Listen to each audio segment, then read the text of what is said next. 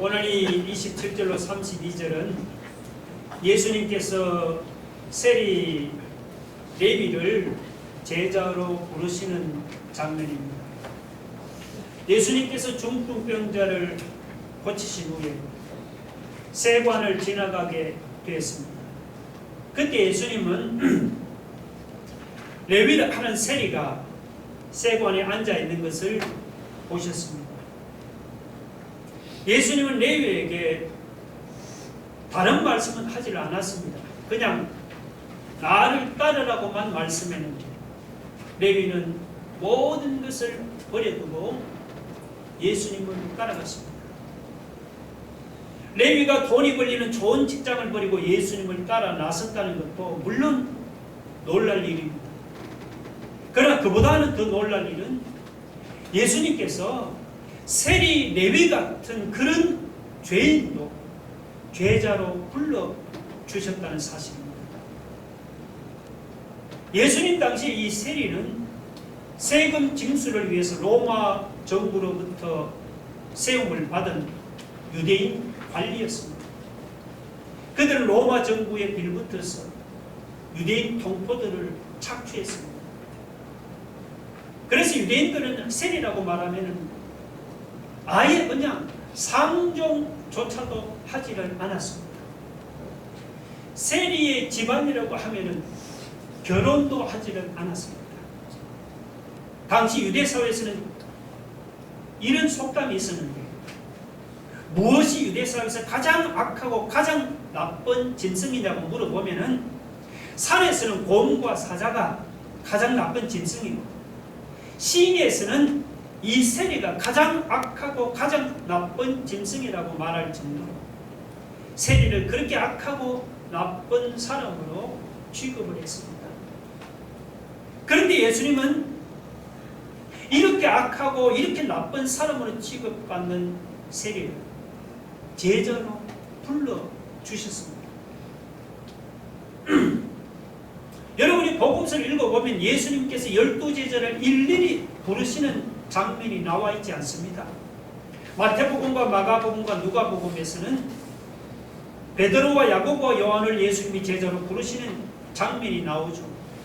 그리고 요한복음에는 빌립과 나다나엘을 부르시는 장면이 잠깐 나올 뿐입니다. 그 외에 무슨 다른 도마라든지 혹은 가난한 시몬이라든지 다데오 같은 다른 제자를 개인적으로 부르시는 장면이 복음서에 나와 있지 않습니다. 그런데 이 세리 레위만은 예외적으로 제자로 부름받은 장면이 복음서에 기록되어 있습니다. 그것도 누가복음에만 기록된 것이 아니죠. 마태복음과 그리고 마가복음에도 함께 기록되어 있습니다. 왜 그랬을까요? 예수님께서 12제자들 중에 이 세리 레위를 제자로 부르신 사건을 마태와 마가와 누가 세 사람이 빠뜨리지를 않고 기록한 이유가 무엇일까요? 그 이유는 예수님께서 이 세리 레위같이 악하고 나쁜 죄인도 거절하지 않고 제자로 받아주신다는 사실을 보여주기 위해서였습니다. 세리같이 온 백성들로부터 지탄받은 악한 사람도 거절하지를 않으시고 제자로 불러주시는 예수님이 아닙니까? 그런 예수님이라면 정말 어떤 악한 죄인이라도 거절하지 않으시고 받아주시지 않겠습니까? 그런데 바리새인과 서기관들은 예수님의 그런 마음을 이해하지를 못했습니다. 그들은 예수님께서 저 세리와 죄인들의 잔치에 참석해서 먹고 마신 것을 보고 예수님께서 저런 죄인들과 함께 어울려 지낸다면서 예수님을 막 비방했습니다. 그들은 세리와 죄인들을 받아주시는 주님의 마음을 이해하지를 못하고 도리어 죄인들과 함께 어울린다면서 주님을 정죄하고 비방했습니다. 그런데 예수님께서는 뭐라고 말씀했습니까? 우리가 잘 아는 31절 한번 보세요. 예수께서 대답하여 이르시되 건강한 자에게는 의사가 쓸데없고 병든 자에게는 쓸데있나니 내가 의인을 부르러 온 것이 아니요 죄인을 불러 회개시키러 왔노라. 내가 의인을 부르러 온 것이 아니요 죄인을 불러 회개시키러 왔노라. 예수님은 당신을 비난하는 바리새인들에게 내가 의인을 부르러 온 것이 아니라 죄인을 불러 회개시키러 왔다고 말씀을 했습니다. 여러분, 예수님은 바리새인이나 세교관들같이 자칭 어렵다고 생각하는 의인을 부르러 오신 것이 아닙니다. 예수님께서 구원하고자 하는 대상은 바리새인들 같은 자칭 의인이 아니고 스스로 죄인이라고 생각하는 사람, 잃어버린 사람들, 방황하는 사람들, 거지 굶주리고 목마른 사람같이 자기 자신의 무가치함과 구원의 필요를 깊이 느끼는 사람들입니다. 우리가 여기서 얻게 되는 중요한 교훈이 있습니다. 그것은 예수님은 어떤 죄인도 거절하지를 않으시고 받아주신다는 것입니다. 세리같이 온 백성들로부터 지탄받던 악한 사람도 거절하지를 않으시고 제자로 불러주시는 예수님이 아닙니까? 그런데 예수님이면 정말 어떤 악한 죄인이라도 거절하지를 않으시고 받아주시지 않겠습니까? 오늘 우리 중에 나는 지은 죄가 너무 많은 나쁜 사람이라서 예수님을 찾아봐도 예수님은 나를 받아주지 않을 것이라고 생각하는 사람이 있습니까? 내 몸과 내 영혼이 죄로 인해서 너무 심하게 상하고 너무 심하게 병들어서 예수님을 찾아봐도 고침받지 못할 것이라고 혹시 생각합니까? 그런 사람은 오늘 이 세리 레위를 부르시는 예수님을 바라보세요. 예수님께서 온 백성에게 지탄받던 세리 레위같이 악하고 나쁜 사람도 제자로 불러주신 분입니다. 예수님은 의인을 부르시는 분이 아니고 죄인을 부르시는 분입니다. 예수님은 건강한 사람을 부르시는 분이 아니고 병든 사람을 부르시는 분입니다. 어떤 죄인이라도 주님께 나가기만 하면 다 고침을 받고 치료를 받고 회복될 줄로 믿으시기 바랍니다.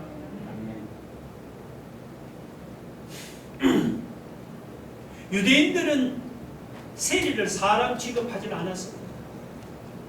지나가다가 그냥 세리를 만나면 얼굴을 그냥 휙 돌려버렸습니다. 근데 예수님은 지나가시다가 일부러 세리를 쳐다보았습니다. 27절에 이 보시고 그런 말이 있죠. 레위를 하는 세리가 세관에 앉아있는 것을 보시고, 이 보시고라는 말은 힘껏 보는 게 아니고 아주 자세히 주목해서 본다는 뜻입니다. 윌리엄 바클레이라는 성경학자는 예수님은 레위라는 세리를 보았을 때 그 안에 있는 위대한 전도자 마태를 보았다고 그렇게 주석했습니다. 이 레위는 세리로 살 때 이름이고 마태는 제자로 부름받은 후에 붙여진 새 이름입니다. 이 마태는 하나님의 선물이라는 뜻입니다. 마태가 예수님을 만나기 전에는 유대인들로부터 멸시를 받던 세리로 살다가 그가 예수님을 만난 후에는 하나님의 선물로 변화되었습니다. 멸시받던 세리 레위가 예수님을 만난 후로는 위대한 복음 전도자 마태로 변화되었습니다. 베드로도 그랬지요. 이 베드로의 원래 이름이 뭐죠? 시몬 아닙니까? 시몬이 예수님을 만나기 전에는 아주 성격이 급하고 다혈질적이었습니다. 하는 일이 매사에 충동적이고 종잡을 수가 없었습니다. 그런 시몬이 예수님을 만난 후에는 베드로로 변화되었습니다. 요한복음 1장 42절 같이 한번 봅시다. 다 같이 시작. 예수께서 보시고 이르시되 네가 요한의 아들 시몬이니 장차 게바라 하리라. 게바는 번역하면 베드로라. 베드로는 헬라식 이름입니다. 게바는 아람식 이름입니다. 뜻은 둘 다 같아요. 반석이라는 뜻입니다.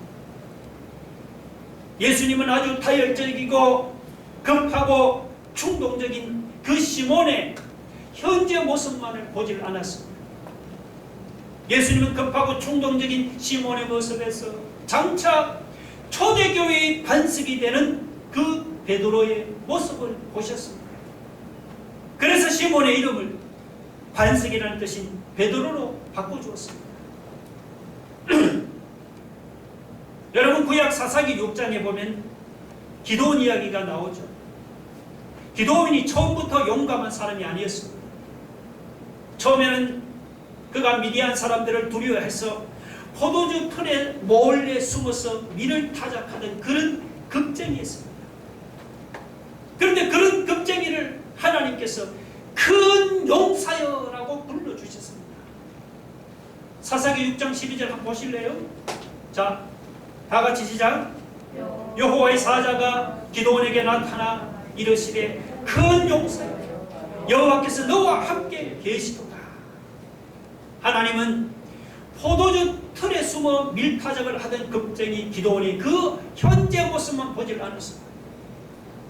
하나님은 겁쟁이 기드온이 현재 모습에서 미디안 13만 5천 명 대군을 물리칠 큰 용사의 모습을 보셨습니다. 하나님은 항상 이런 식으로 사람을 보십니다. 사람들은 현재 모습에 관심을 가지지만 하나님은 미래의 가능성에 더 관심을 가지십니다. 여러분 한번 생각해 보세요. 무사람들로부터 저렇게 손가락질다고 비난받던 세리 레위가 어떻게 해서 위대한 전도자 마태로 변화될 수 있었을까요? 성격이 급하고 그냥 다혈질적이며 매사에 충동적인 시몬이 어떻게 해서 초대교회의 반석이 될 수 있었을까요? 포도주 틀에 숨어서 밀타작을 하던 그 겁쟁이 기드온이 어떻게 해서 14만 5천 명의 미디안 대군을 물리치는 큰 용사가 될 수 있었을까요? 그 비결이 오늘 본문 27절, 28절에 볼 수가 있습니다. 자, 27절, 28절 여러분 한번 읽어봅시다. 같이 시작. 그 후에 예수께서 나가사 레위라 하는 세리가 세관에 앉아있는 것을 보시고 나를 따르라 하시니 그가 모든 것을 버리고 일어나 따르니라. 예수님이 세리를 모시고 레위를 모시고 나를 따르라고 부르시자 레위가 주저앉고 일어나서 주님을 따라갔습니다. 모든 것을 버리고 주님을 따라가다 보니까 그가 무사람들 앞에서 비난받던 세리가 나중에는 인정받는 전도자로 변화되었습니다. 여러분 시몬도 마찬가지죠. 마가복음 1장 17절 한번 볼까요? 자, 같이 읽어봅시다. 시작. 예수께서 이르시되 나를 따라오라 내가 너희로 사람을 낳는 어부가 되게 하리라 하시니 곧 그물을 버려두고 따르니라. 예수님께서 갈릴리 호수에서 고기를 잡는 베드로를 보시고 시몬을 보시고 나를 따르라고 그를 부르시자 시몬도 역시 주님의 부르심을 받고 주저하지 않고 모든 것을 버려두고 예수님을 따라갔습니다. 그가 그렇게 예수님을 따라가다 보니까 그의 충동적이며 무식한 어부가 나중에는 초대교회의 반석으로 그가 변화되었습니다. 혹시 지금 내 모습이 세번에 앉아있는 레위처럼 무사람들 앞에서 손가락질 당하고 비난당합니까? 혹시 지금 내 모습이 갈릴리 바다에서 고기 잡던 시몬처럼 그냥 성격은 개떡같이 급하고 다혈질적이고 매사에 충동적이고 종잡을 수가 없습니까? 혹시 내 모습이 포도주 틀에 몰려 숨어서 밀타작을 하던 기드온처럼 그런 겁쟁이 모습이 아닙니까? 여러분 내가 지금 처한 현실이 힘이 듭니까? 더 이상 밑으로 떨어질 데도 없는 바닥에 떨어졌습니까? 그렇다고 우리는 나는 안 된다고 좌절해서는 안 됩니다. 내가 나를 볼 때는 소망이 없을지라도 예수님께서 나를 보실 때는 소망이 있는 것입니다. 왜 그렇습니까? 왜냐하면 예수님은 현재의 내 모습을 보는 것이 아니기 때문이죠. 주님은 항상 미래의 우리의 가능성을 보십니다. 우리가 바닥에서도 낙심하지 말고 예수님을 따라가고 있어요. 현실이 아무리 힘들어도 포기하지 마시고 제자들처럼 우리를 부르시는 예수님을 여러분이 끝까지 포기하지 마시고 따라가고 있어요. 우리가 믿음으로 주님을 따라가다 보면 내 삶에도 세리가 전도자로 변하는 이런 일이 일어납니다. 우리가 믿음으로 예수님을 끝까지 따라가다 보면은 무식한 어부가 초대교회 반석으로 변합니다. 우리가 예수 그리스도를 믿음으로 따라가다 보면은 겁쟁이 기도원이 큰 용사로 변하는 이런 놀라운 역사가 여러분의 삶 속에도 일어날 줄로 믿으시기 바랍니다.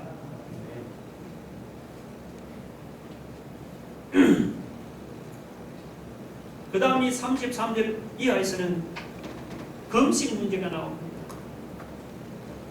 예수님 당시에 외만이 신앙 훈련을 받았다는 사람들은 자주 금식을 했습니다.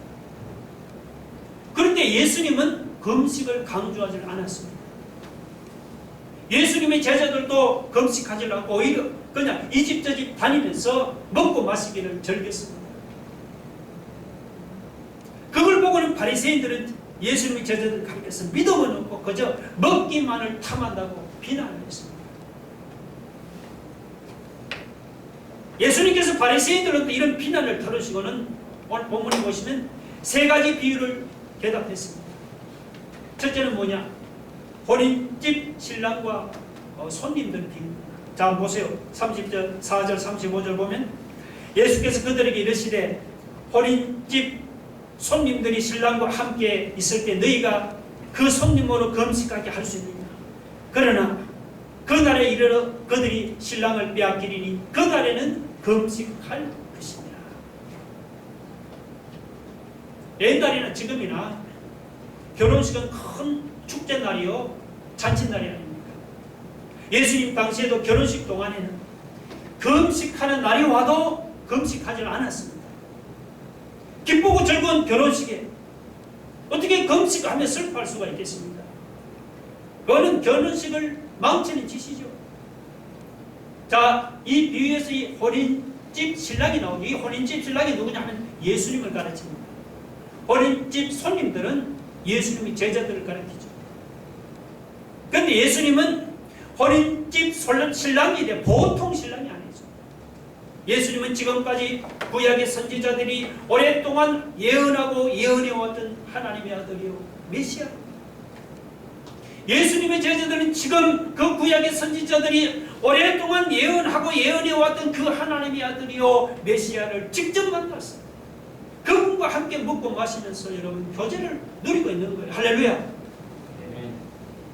그런데 이렇게 기쁜 날에 어떻게 슬퍼하고 금식할 수 있습니까? 그런데 하나님의 아들을 뺏길 날이 옵니다. 그때가 언젠가 하면은 바로 예수님이 십자가에 죽으실 때입니다. 예수님께서 십자가에 죽으시면은 이제 육신으로는 더 이상 함께 할 수가 없습니다. 그래서 예수님은 제자들에게 신랑을 빼앗길 날이 이르리니 그때는 슬퍼하고 금식하라고 그렇게 말씀을 했습니다. 여러분, 무엇이 신부의 행복을 결정할까요? 돈이 신부의 행복을 결정할까요? 큰 집이나 고급 성룡차나 신부의 행복을 결정할까요? 사회적으로 높은 지위가 신부의 행복을 결정할까요? 아닙니다. 아무리 큰 집에서 고급 성룡차 굴리는 돈 많은 집에 시집가도 행복하지 못한 신부가 있습니다. 지위가 높은 사람에게 시집을 가도 행복하지 못한 신부가 있습니다. 돈이나 집이나 자동차나 지위가 신부의 행복을 결정하는 것이 아닙니다. 그 신부의 행복은 전적으로 신랑에게 달려있습니다. 비록 돈이 없고 집이 없고 자동차가 없고 지위가 없어도 신부를 사랑하는 신랑만 있으면 세상에 제일 행복한 신부예요. 반면에 모든 것을 가졌다고 해요. 자기를 사랑하는 신랑이 없으면 세상에서 가장 불행한 신부입니다. 우리 예수 믿는 신자의 삶이 바로 그와 같습니다. 우리 예수 믿는 신자에게는 신랑 되시는 예수님이 계십니다. 예수님은 우리의 신랑이고 우리는 예수님의 사랑받는 신부입니다. 내 삶을 둘러보니 비록 세상적으로 내 삶을 받는 것이 별로 없습니까? 돈도 별로 없고 번듯한 직장도 없이 집 한 채도 없어서 그냥 월세방에 살면서 하루하루 입에 불칠하면서 살아갑니까? 그래도 내 안에 예수님이 계십니다. 내 안에 나를 사랑하는 신랑 되시는 예수님이 계신 그 사람은 세상적으로 비록 가난하고 가진 것이 없어도 세상에서 제일 행복한 사람. 반면에 내 안에 나를 사랑하는 예수님이 안 계십니까? 내 마음에 신랑 되시는 예수님이 안 계시는 그 사람, 비록 세상에 모든 것을 다 가졌다, 그는 가장 불행한 사람입니다. 우리 찬양 한 장 불러보겠습니다. 잘하는 찬양은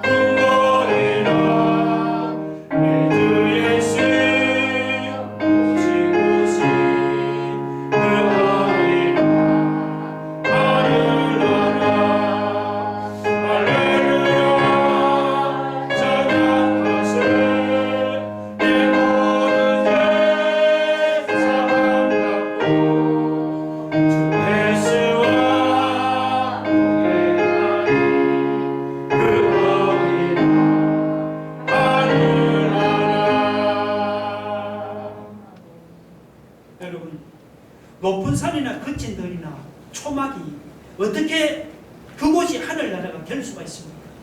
그 이유는 그곳에 누가 계시기 때문에 우리의 신랑 되시는 우리의 주님이 함께 하시기 때문이죠.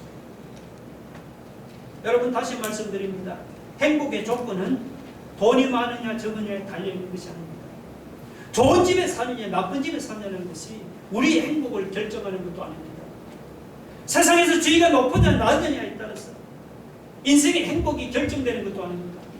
행복은 전적으로 내 안에 나를 사랑하시는 나의 신랑 되시는 예수님이 내 안에 계시느냐 안 계시냐에 따라서 우리의 행복이 결정되는 거예요. 예수님은 나를 사랑하는 신랑이고 나는 예수님을 사랑받는 신부입니다. 내 안에 나를 사랑하는 신랑 되신 예수님이 여러분 안에 계십니까? 나를 사랑하는 신랑 되신 예수님이 내 안에 계시다면 오늘 이 방금 부른 찬송가 가사서는 정말 높은 산이나 거친 들이나 초막에 그할지 나는 세상에서 가장 행복한 신부입니다. 믿으시면 아멘 하시기 바랍니다. 아멘.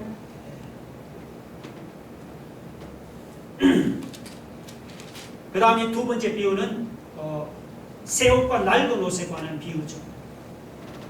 근데 낡은 옷을 수선한다고 그 낡은 옷에다가 새 옷에 천을 붙이면 안 됩니다.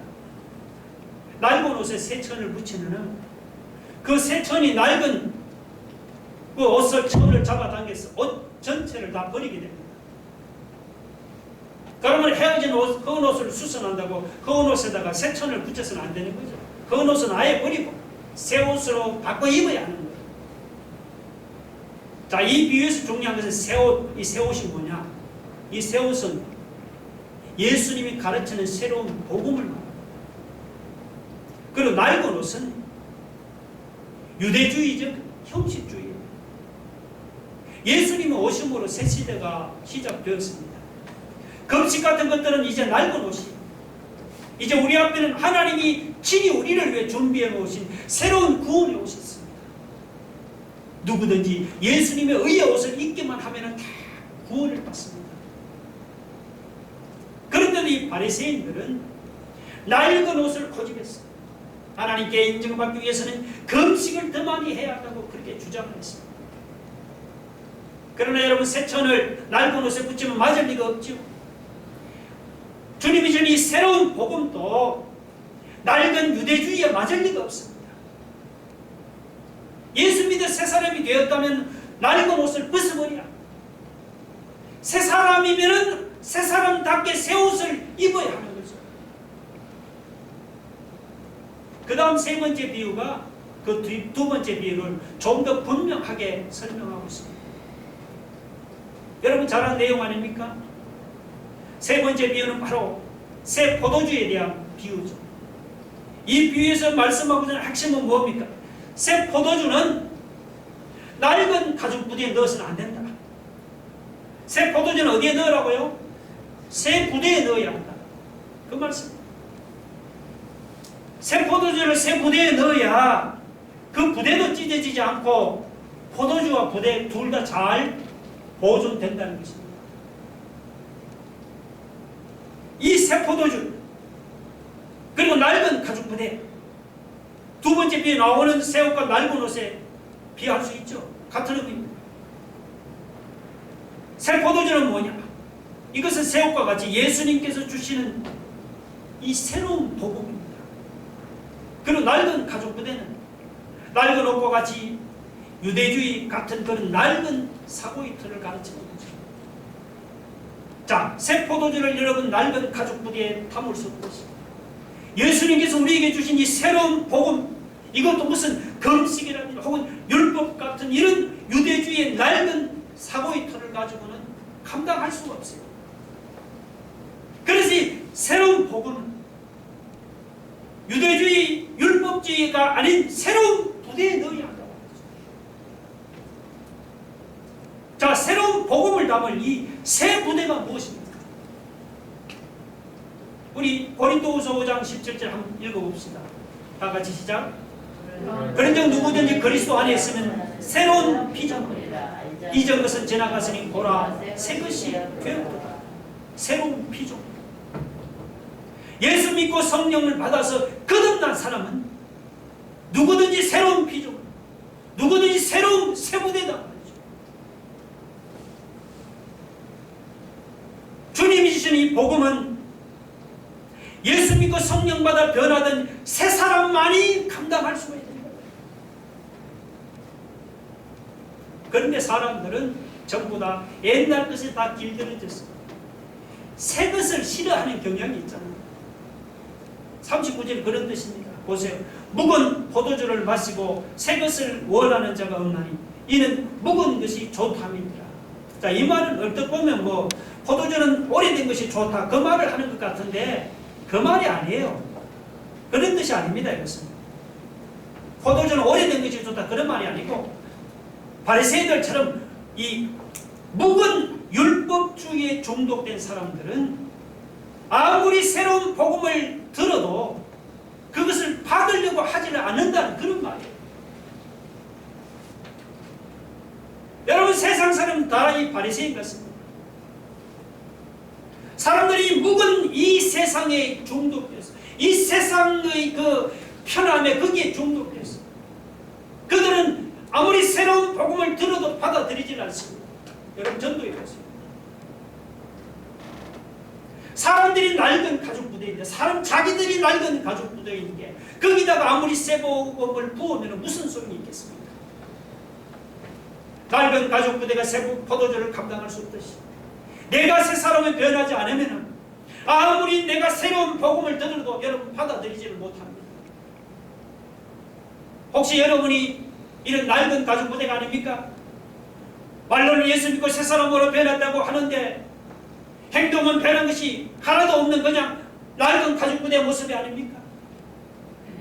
믿기 전에 술 마시고 노름하고 방탕해지는 이런 나쁜 버릇을 믿음 하여도 끊지를 못했습니까? 여러분 이런 낡은 가죽 부대로는 예수님께서 아무리 새로운 복음을 그에게 주셔도 내가 감당할 수 하지를 못합니다. 우리가 지금까지는 어떻게 살아왔던지 지난 것은 지난 것.